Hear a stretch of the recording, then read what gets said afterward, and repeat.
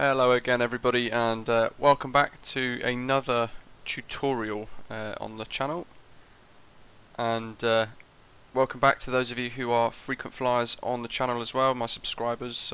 Thank you very much for all of your support. Every one of you is greatly appreciated, so thank you very much. And I hope everybody finds this video useful. It was actually delayed slightly because I was having a couple of software issues in relation to recording, so I had this generated and I had the robotic voice that some of you might have noticed on some other videos, because I've just changed my software to something else and it's caused a few problems, but hey, it's fixed. So I'm recording all this again. It unfortunately takes a lot of time and effort planning and redoing something like this, so it's delayed other things that I'd like to do as well.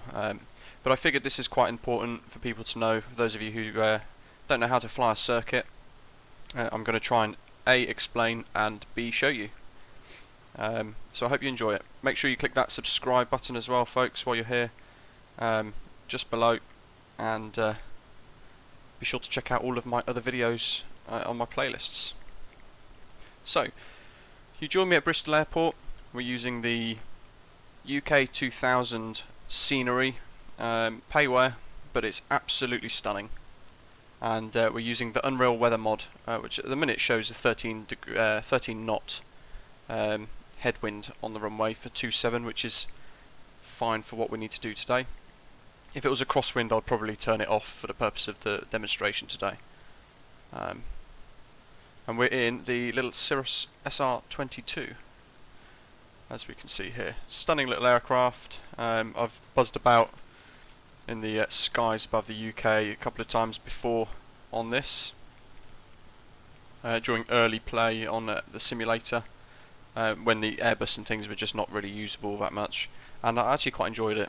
So this is going to be our demonstration aircraft for today.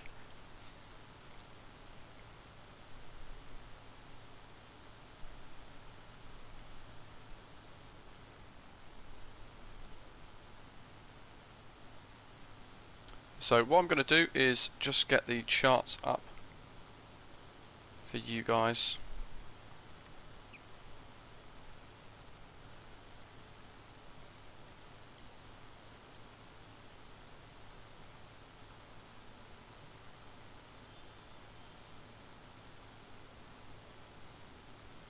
There we go. So that's the general aerodrome chart for Bristol Airport. EGGD is the airport identifier code there, Echo Golf Golf Delta, and it's an amazing little airport in Somerset, just south of Bristol City, and I've flown in and out of there quite a lot before in the past, and it is really nice. And here is a slightly edited version of the ILS charts plate for runway 27 that I've deleted loads of stuff on and edited and bits, so we're basically going to use this to try and explain briefly what we were about to do. So as you can see, there are 4 aspects to the circuits, and I've labelled them 1, 2, 3, 4, and the circuit is going to be that square, and we're going to be flying off in the direction of that arrow that I've just drawn. And the 2 circles that you can see here, that's basically each side of the runway, each end of the runway. So the one here is the end of runway 27, to keep things nice and simple. And as you can see here on finals, we've got 2 options, land or touch and go. And the touch and go is when you touch down on the runway, and instead of landing and coming to a stop, you apply full throttle again and take off again. So you need to decide which one you want to do. If you want to do a couple of circuits, all one after the next, then do touch and goes. So we're going to take off and we're going to fly to a circuit altitude for today's purposes of 1,500 feet. And we're going to track upwind slightly until about 1,000 feet, which will be about here.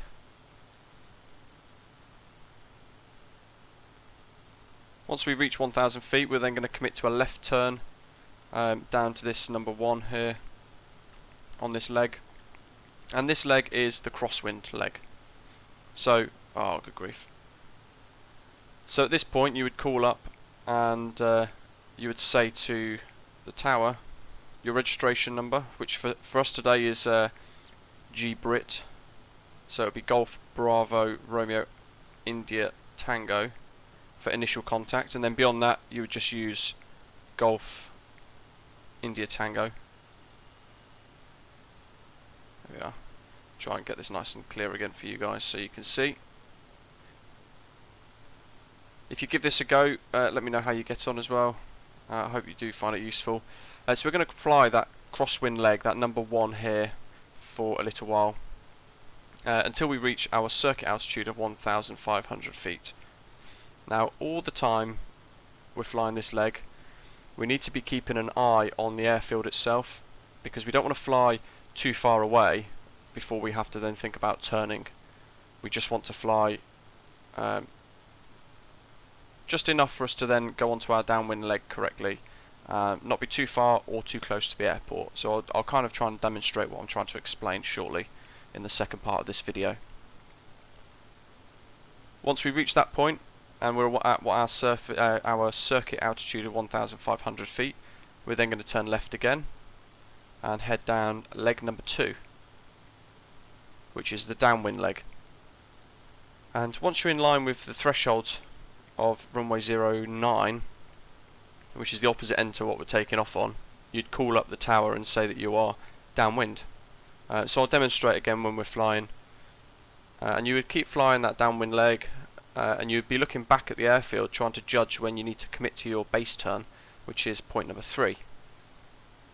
So you might hear air traffic control say, I will tell you when to turn base, or report when turning base, things like that. And if they're going to tell you to turn base, they will tell you, they'll call up and say, Golf India Tango, turn left base now. So you'd reply, turning left base now, Golf India Tango. And you turn on from number 2, you turn on to number 3.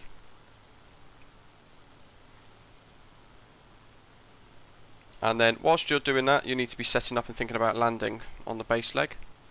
And every aircraft is slightly different, but for today we'll probably end up idling the throttle halfway down the base leg, somewhere around here on that dot.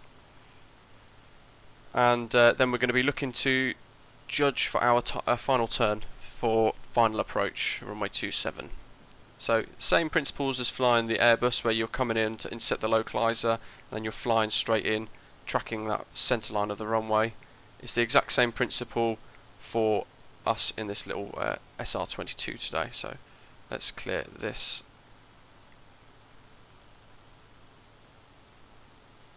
There we go. We delete more and more of this chart as we go. There's no undo button, annoyingly, so if I do make a mistake and click things like I've just done for all of this, then I need to frustratingly start again with drawing everything back out again. So we'll then fly our finals leg, which is point 4, and we'll call up Golf India Tango, finals, runway 27, and it'll be either to land or touch and go.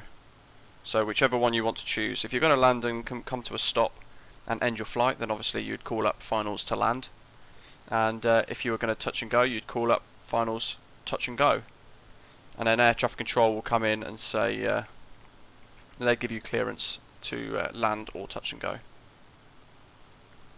So let's go ahead and put this into practice. You might hear actually there's another point while I'm on this chart. You might hear sometimes aircraft on VATSIM, airliners and things, especially on Unicom, they'll say that they are joining the downwind leg at Heathrow and things like that. And that's basically they're flying in to join that downwind leg, as I've just drawn there. But obviously it'll be much vastly extended, sort of where I've written land. They'll be flying out down that way and then coming in to inset the ILS. So the circuits can be done in any aircraft, effectively, fighter jets, airliners, whatever else. But for the purpose of simplicity and trying to nail the basics, we will do it in a small GA aircraft today. So we're on the main apron at Bristol here, and we're going to taxi just down to Bravo X-ray and then take off. Let's do it.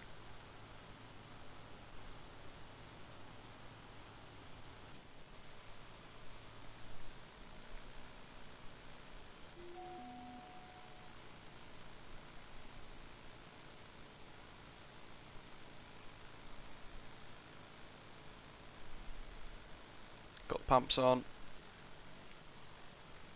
Clear prop, as they say.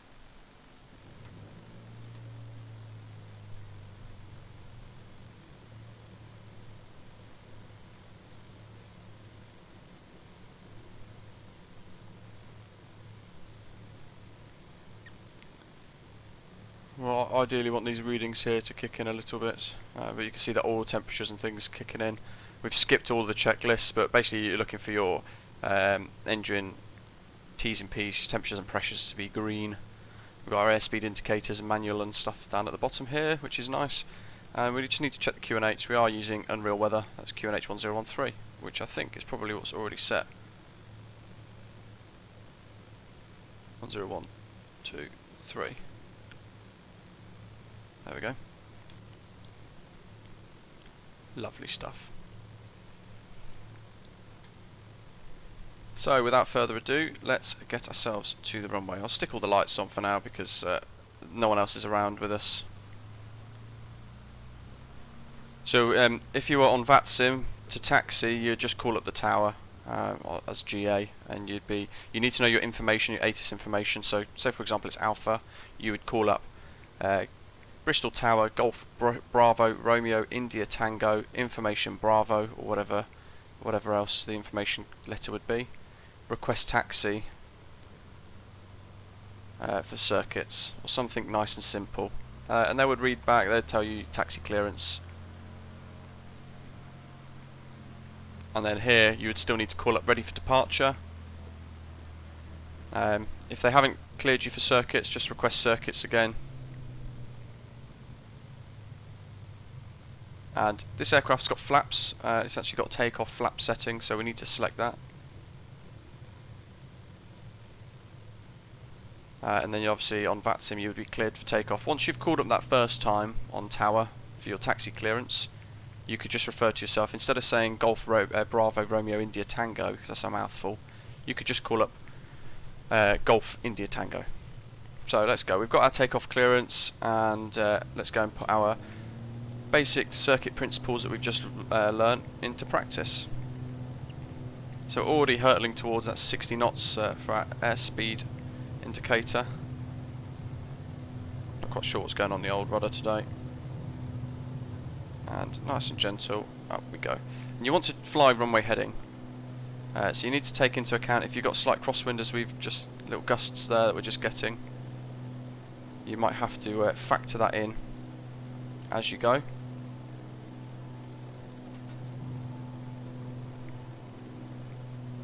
It's really powerful, this aircraft, so we can climb here with reduced thrust. So I've actually got it set to 50% at the moment. And up we go.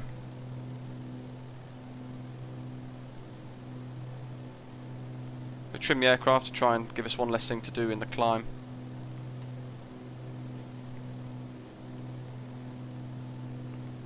And there we are, 1,000 feet. So let's start our left turn, because we're flying a left circuit today. But bear in mind that you need to pull back on the stick ever so slightly when you're turning, because the aircraft has a tendency to drop the nose. And you need to be looking where you're going. So we can see Bristol off in the background, have a quick look. In real life this is easier, and we want to level off here. Still climb out to 1,500 feet. And we're flying our upwind leg now, so we can call up Bristol Tower, Golf, India Tango, left crosswind. Almost at 1,500 feet.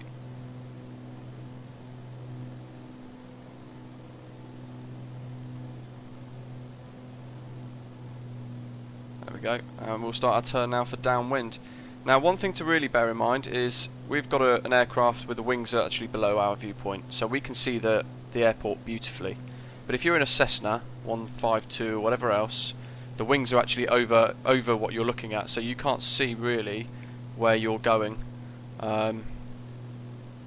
which makes it quite difficult. So every now and again I would say if you're in a Cessna doing this, just straighten up and just have a little look for your relative position to the airfield, and we work from there.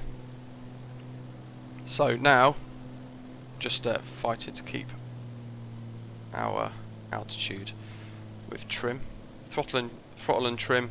So we're here along the threshold of runway 09, so we'd call up Bristol Tower, Golf, India Tango, left downwind. If you're joining the circuit, naughty me, if we're joining the circuit here, we would call up and say our intentions as well. So we'll be joining left downwind, runway 27 to land. Or touch and go. So try and keep your altitude. Don't do what I'm doing, making a real mess of it. I'm trying to explain as I go, and it's diverting a little bit of my attention. And as you can see now, we need to be looking out for our, trying to judge our turn for base for our finals. And for me, once this pillar in this aircraft is almost touching the end of the runway, you can see the threshold, the touchdown markers there, and the threshold here.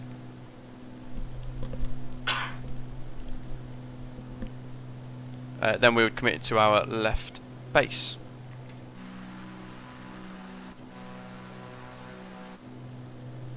And we'll probably do that about now, to be fair. So we'd be start to turn.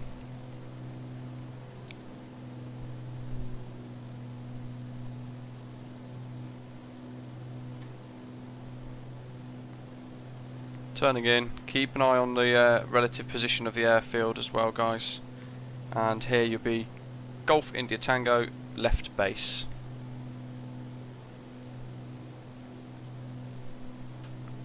And you would be looking to start to think about your descent now. You can see we've got 2 red, 2 white on the pappies. So I'm going to keep power in, and we'll fly this base leg very shortly. Or a very short base leg, I should say. There we go. If we're going to touch and go, we're obviously not going to land and come to a stop, so our next call would be finals touch and go. Golf India Tango, finals touch and go.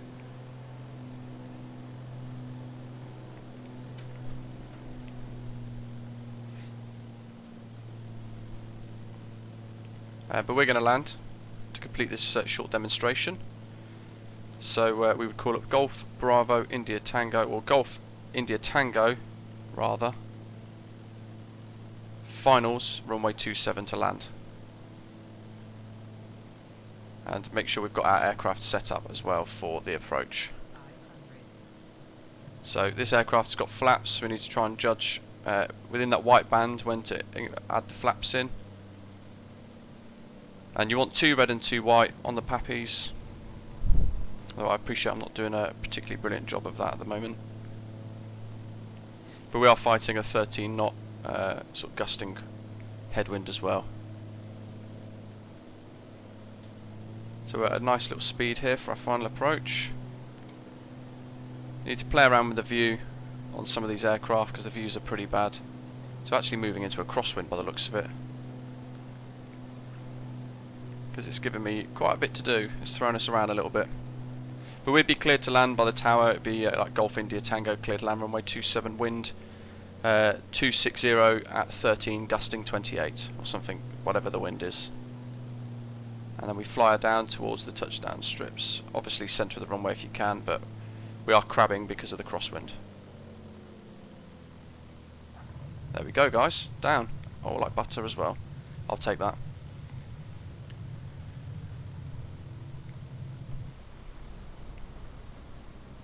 And there we go, we just taxi off the runway when we get chance.